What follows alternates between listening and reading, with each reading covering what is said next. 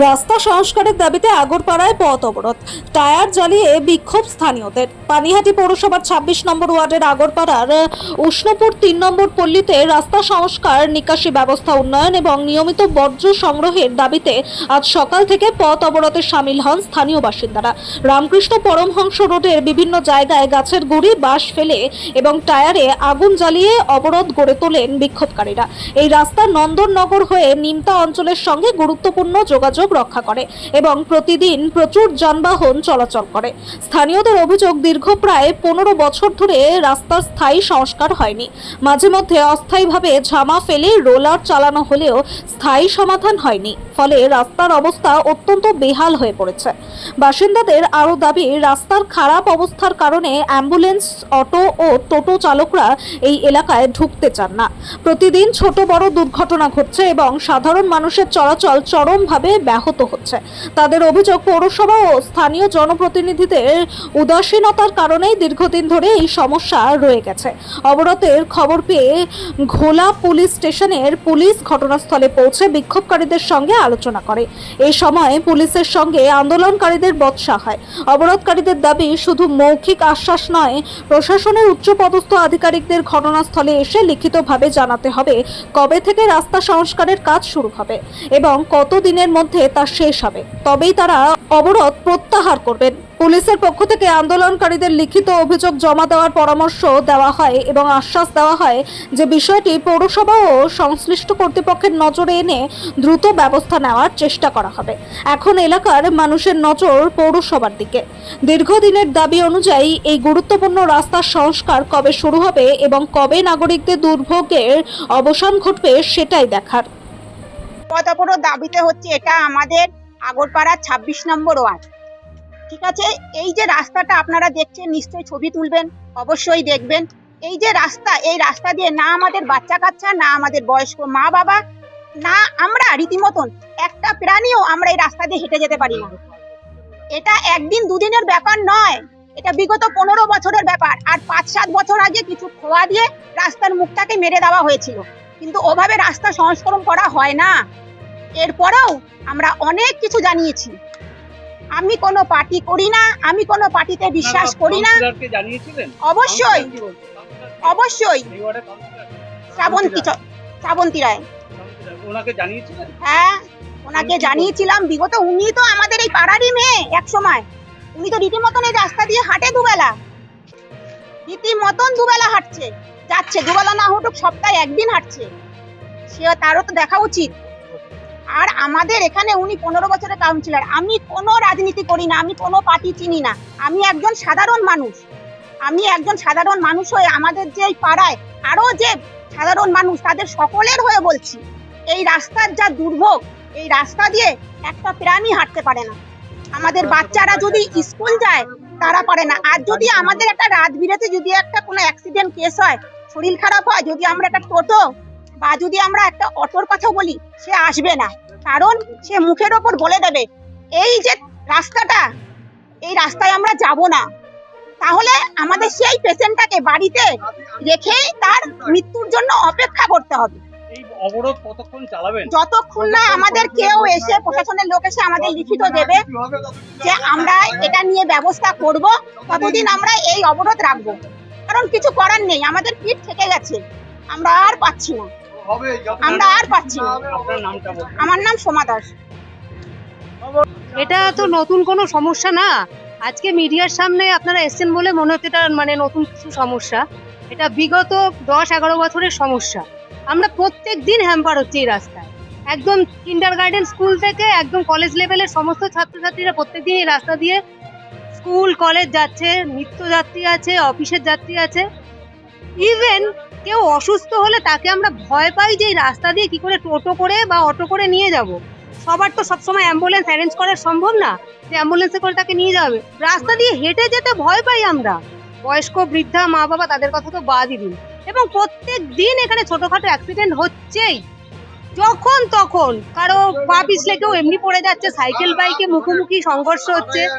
আমরা এটা কোনো রাজনৈতিক রং এর মধ্যে নেই, এটা পুরো উষমপুর পল্লী, ৩ নম্বর উষমপুর পল্লীর পাড়ার সমস্যা এবং প্রত্যেকে আমরা সহমত।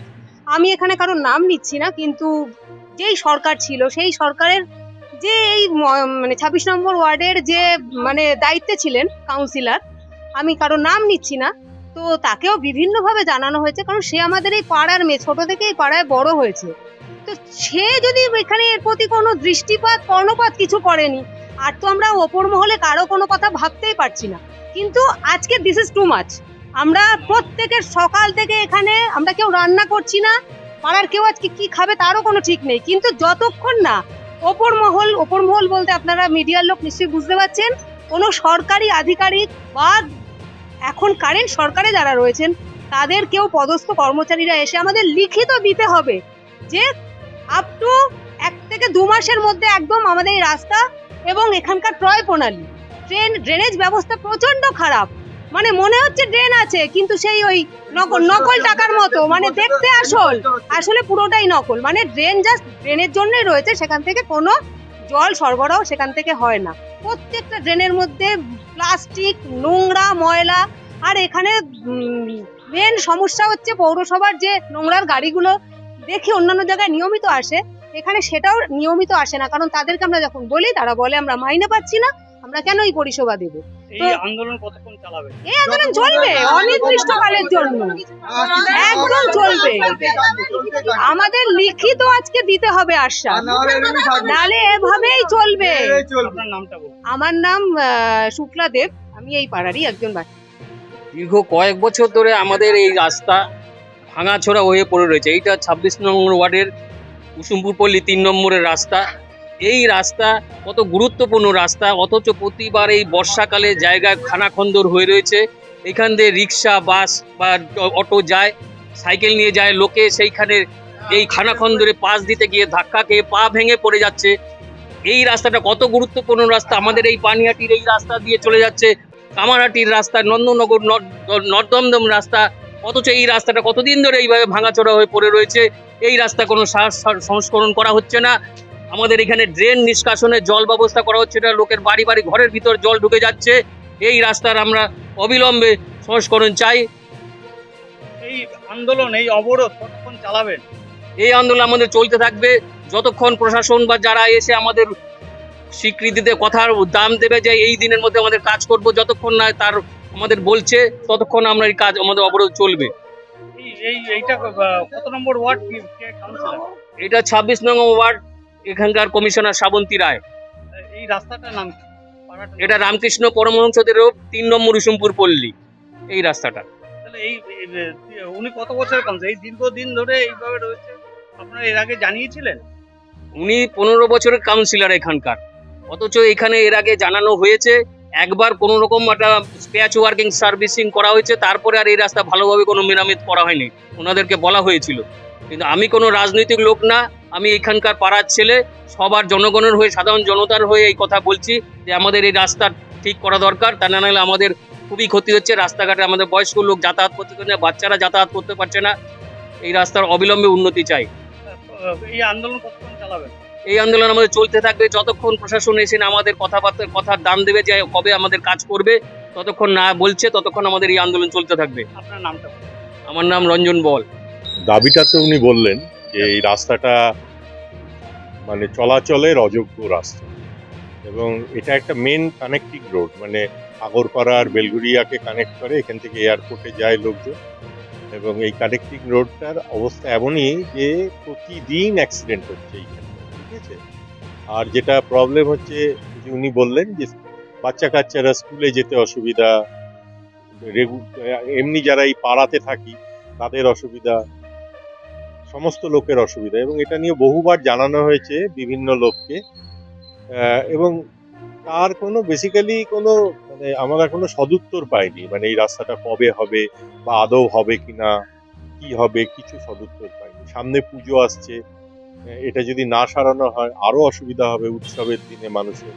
তাই আমরা ঠিক করেছি যে এই রাস্তাটাকে আটকানো হোক, যাতে কেউ আসলে তারা বলতে পারে যে আমাদের একটা কমিটমেন্ট দেয় যে কবে হবে, এবং তারপর মানে খালি কমিটমেন্ট দেওয়া না, কমিটমেন্টটা সেই টাইমের মধ্যে যদি না হয় তাহলে আবার আমরা রাস্তাটাকে আটকে দেবো।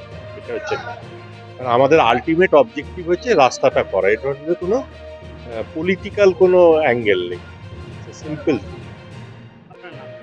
অমিত লাহিড়ী।